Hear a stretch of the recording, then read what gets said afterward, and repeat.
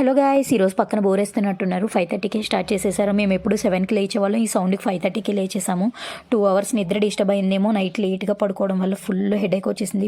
వేడిగా కాఫీ చేసుకుని అయితే తాగేశాను. తర్వాత ఫోన్ చూస్తుంటే అందులో ఈ న్యూస్ చూశాను. ఫ్లైట్ ఇన్సిడెంట్ జరిగింది అని చాలా బాధేసింది.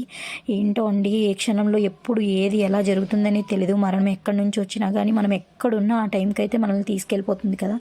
సో చాలా బాధేసింది. ఒక ఫ్యామిలీ అయితే ఎంతో హ్యాపీగా సెల్ఫీ దిగారు ఫ్లైట్ ఎక్కినప్పుడు. సో వాళ్ళకి తెలియదు కదా అదే లాస్ట్ అవుతుందని. సో నాకైతే చాలా బాధ కలిగింది. దేవుని దయ వల్ల చనిపోయిన వాళ్ళని అయితే మనం వెనక్కి తీసుకురాలేము, కానీ చాలామందికి దెబ్బలు తగిలాయంట. వాళ్ళకి మాత్రం త్వరగా కోలుకోవాలి, ఇంకా ఎలాంటి ప్రాణ నష్టం జరగకూడదు అని మనస్ఫూర్తిగా దేవుణ్ణి కోరుకుంటున్నాను. చాలా బాధేస్తుంది.